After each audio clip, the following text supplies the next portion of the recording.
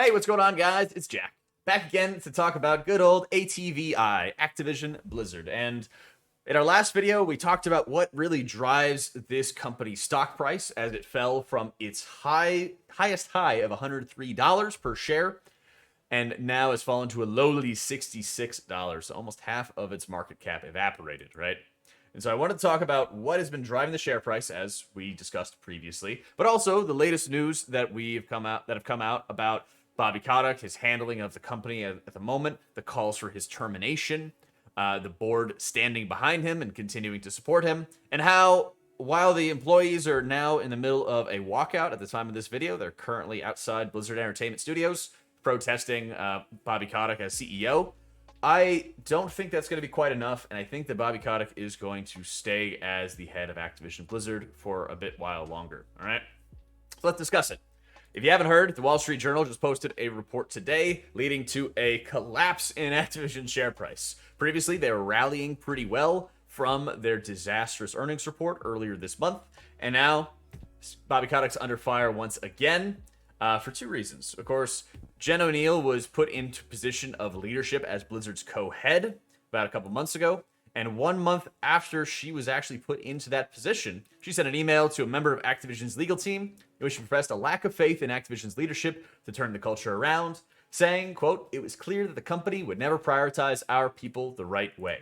She is also the first woman to lead one of the company's business units. So this is a big deal, and they're trying to make sure that it's a big deal that she's in charge. And yet, she found that she'd been sexually harassed earlier in her career at Activision. She was paid less than her male counterpart, Mike Ybarra, who has kind of been trying to build up a lot of goodwill throughout the WoW community in engaging with the community and listening to them, right? And now we're in a position where he's sort of he is absent, really, at this point where his co-lead, his partner, who's trying to be able to turn around this culture, is getting paid less than she is, is getting paid less than he is, and he's not really doing anything about it. We haven't really heard about what he has been doing about this issue, if anything. She said, "I've been tokenized, marginalized, and discriminated against," she said.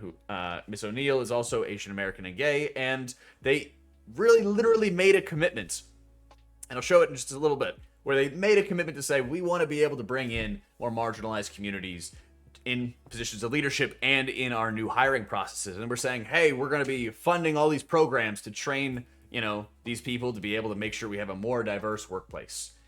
Then they put somebody in charge who, I guess they just wanted to check some boxes or something like that, because 1 month after you're put into a position of power, there had to be some issue with pay, obviously, but definitely some issue with actually being able to give the resources to properly turn around the culture. Maybe she wanted to be able to fire certain employees, got shut down. Maybe she wanted to be able to make further changes specifically in Blizzard itself and got shut down. We don't know that whole story, but she was also very classy about leaving and even got Activision to donate a little bit of money. It was like $1 million, which is not much for Activision Blizzard because they have billions that they're holding on to, but got them to donate some money to be able to get some further development. So it seemed very much like she realized that she was not going to be able to, make the difference that she wanted. So she starts moving into the nonprofit world. Now, this is a scandal from 2017 where Bobby Kotick literally just intervenes, according to the Wall Street Journal, to defend Dan Bunting, the co-head of Activision's Treyarch studio, of sexually harassing a female employee after a night of drinking, which sounds a whole lot like all the other allegations from the lawsuit that California is bringing against Activision, right? Tons of alcohol involved and employees just not knowing how to be able to be adults, apparently. So Activision's spokesperson, of course, is defending this, saying that Kotick's not generally involved in the hiring, compensation, or termination decisions of most employees. Oh, and he also left this month. So, problem solved, right? Something along those lines. I'll make sure I have all the links in the description if you'd like to read the full story. But as a result of these, there's been a lot of calls for Bobby Kotick's termination. A Better ABK, the Workers' Alliance, not a union, an alliance, is now sanctioning a walkout of Blizzard Studios and everything like that. They're outside the studios probably as I'm speaking in this video to protest Bobby Kotick and have him terminated and replaced as CEO, right?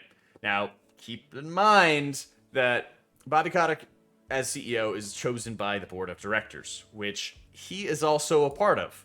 So when all this news came out, Bobby Kotick responds and makes a video, which again, I'll link in the description below, which you'll be able to see where he's saying, oh, you know, we're sorry, and we're making all these changes, and we're making meaningful actions to improve our company, and there's more to do, and we want to make sure we're a model workplace.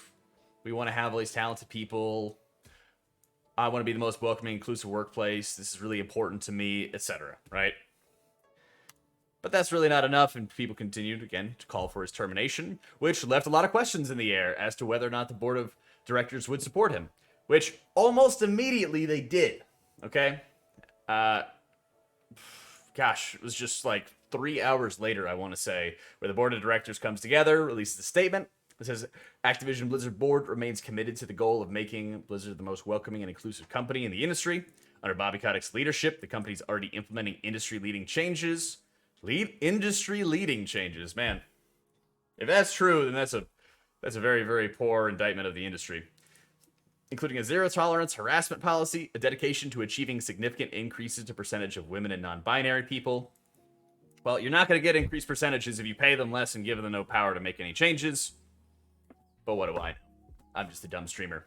And significant internal and external investments to accelerate opportunities for diverse talent. Well, they made those investments, and then they also used that to, like, get Jen Oneal out of the company. Or she went out of the company and actually was able to try to get some wins for getting more investments in recruiting diverse talent. All right. The board remains confident that Bobby Kotick appropriately addressed workplace issues brought to his attention. And some of these allegations also show that Bobby Kotick knew and didn't actually inform the board of directors, which is, well, technically 100% false, because he is on the board of directors. He's right here. He's been on the board of directors since 1991, when they basically got started, right? Activision Blizzard's been around for a long time, and he's been there since its inception, so technically he knew, right? But I guess he didn't see fit to be informing the rest of the board, or, you know, it's one of those things where they don't want to be informed, right? The goals we've set for ourselves are critical and ambitious. The board remains confident in Bobby Kotick's leadership, commitment, and ability to achieve these goals. Nice. There's, of course, you know, more Jason Schreier commentary and everything like that. But, yes, after their disastrous earnings report, where they fell down to around $67 a share, we can even go into the one-day break point right here. One day after their earnings report, boom, stock plummets. But then they also start rallying. They also start rallying down from the lows of $66, $66.82, up to $70 until today, where the stock price just collapsed under today's news, right? Very, very high volume. You can see the volume as well that's going into that. So having very high volume is also worrisome, but let's also think about who is selling the company, okay?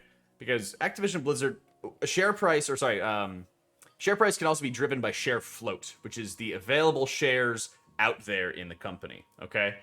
About 90% of the shares of the float, of the available float, are owned by institutions, right? And I'll show you what I mean there.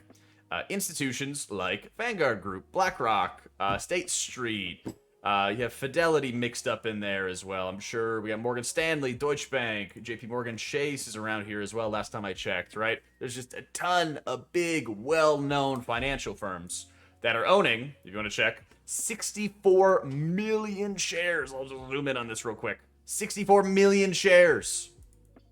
And also, by the way, at the time of this posting from the NASDAQ, which is usually pretty current, at the time of 9:30 at least, they added another 500,000. So they are actively buying more and more ownership of the company, which further drives their votes. They have about 8 or 9% of the company out there. Another look at it from Street Insider shows Vanguard Group, again, owning about 59 million shares. NASDAQ says 64 million. The 59 million would be 8.3% of the company, which is a massive amount of the company to own. That also goes as to the point of compensation. The executive compensation for Bobby Kotick was at a total of $154 million, okay? But most of that, 97% of it, was actually stock awards. And when you're given stock award, that also means you have more votes in the company. And those votes, every year, there's a shareholder meeting where they vote on executive compensation, they vote on just plans for the future and everything like that.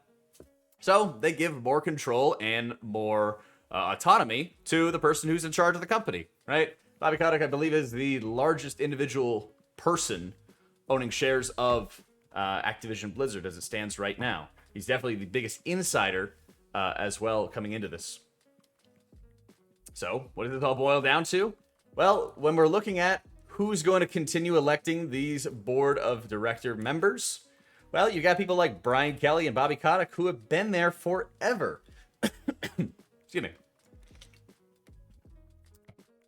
Mr. Kotick, of course, been a director and CEO since 1991. You want to go back and look at what their share price was in like 1993? It was $1.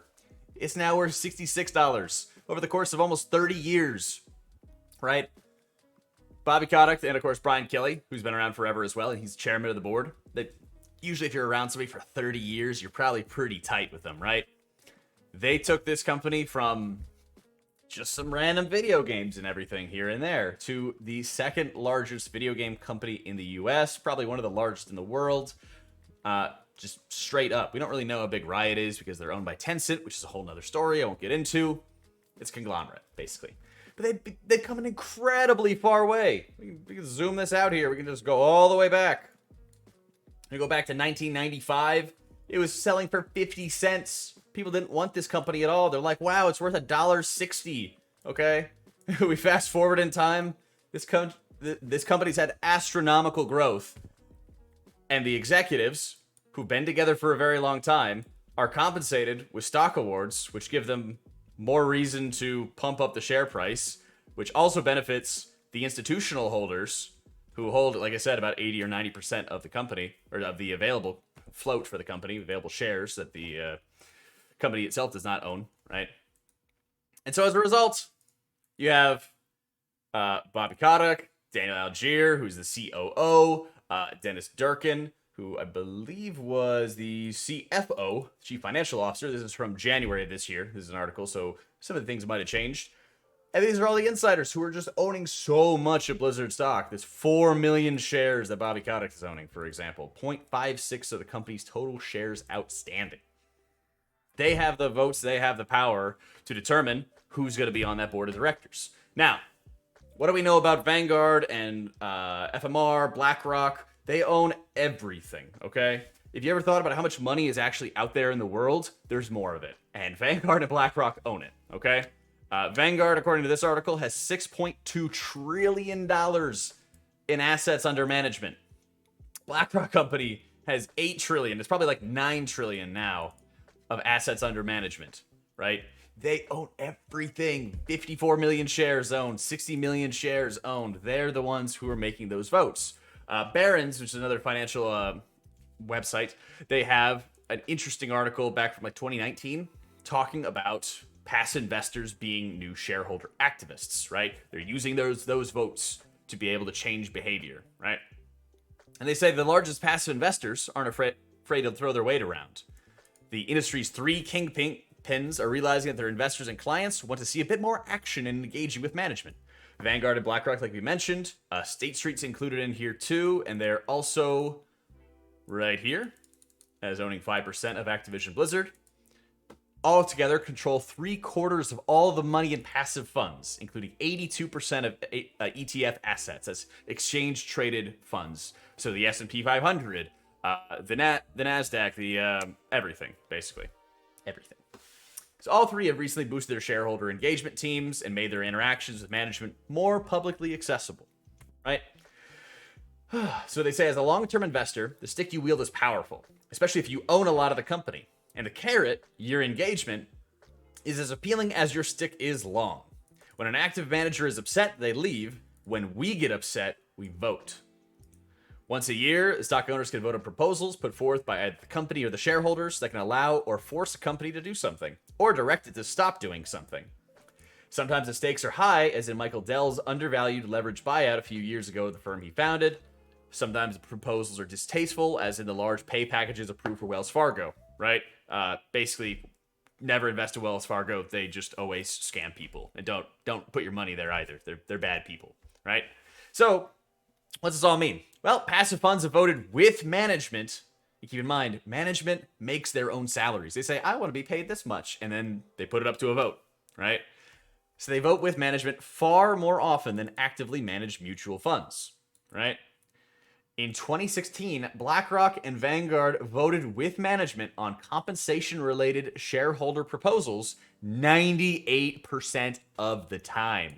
State Street voted 84% of the time with them. So they say, well, as long as you're making the stock price go up, we want to continue compensating our CEOs and our board of directors executives with stock awards, so that way the incentives of the CEO, the incentives of the board of directors, and the incentives of Vanguard and BlackRock and all these other groups is the same, that the share price goes up, and it'll go up basically at all costs, right? If that means layoffs, if that means paying people less, if that means keeping talented people who are pieces of shit who can't actually control their hands and fingers and everything when they drink, includes that too, right? The incentives for these people are very specific. This is actually pretty insane how much money Bobby Kotick made in 2020. But if we go back to 2019, and I'll turn off dark mode here, he only made 30 million compared to the 150 million. So he made 5 times as much money in 2020. Now, what was the reason behind that? Well, his executive compensation package said, if you keep the share price above this level for enough months, we're going to pay you $100 million. Okay? Would you do everything in your power to be able to keep the stock price above a certain level by laying people off, by pushing out unfinished content, by at all costs forcing people to work so that you could further enrich yourself? Absolutely. Or you're lying, right? The incentives that they set up for these executives crush workers as a result, because they're not really included in this. They don't give average employees of Blizzard or anything like that any shares or any stock awards or anything like that. So these top institutional owners and Vanguard and others set up incentives that enrich themselves and enrich the companies, or the people that are leading those companies. All right. Finally, like I just said, we are able to see Vanguard proxy voting, and they have some for BlackRock as well. But this is particularly salient because earlier this year, the board of directors for ATVI, Activision, announced their executive compensation. And then they delayed the vote, which is very rare. But they delayed the vote to try to swing votes their way because it looked like a majority of investors in ATVI were going to decline their executive compensation package. And they almost did. In fact, for passive investors like Vanguard Group, who vote 98% of the time with management on compensation-related shareholder proposals, this year they actually voted against. That's how crazy it was. But it still passed barely because they delayed the vote to try to swing votes their way, all right? I cannot emphasize how ridiculous this is, all right? The proponent of it, this is the person who proposed it, right, was management. They set up what they want to get paid for. They recommended it, and Vanguard voted against it and still couldn't shut it down. That's how much that Activision Blizzard executives are pushing to enrich themselves, possibly at the long-term expense of the future of the company, right? We've already seen big names like Jeff Kaplan, like Metzen, like Morheim, who have left Activision Blizzard and everything. But for every big name, there's also tons of smaller names that maybe you and I have never heard of, who are good or excellent mid-level people, or even higher-level senior developers who leave for better pay, for better work treatment, better security, better cost of living, for all these reasons, because Activision Blizzard is going to just keep on paying the minimum amount required to be able to keep on meeting those shareholder demands, keep on enriching themselves, keep on making that money. Now, let's not forget, there's also a nice connected little field for all of these Activision Blizzard executives and everything like that.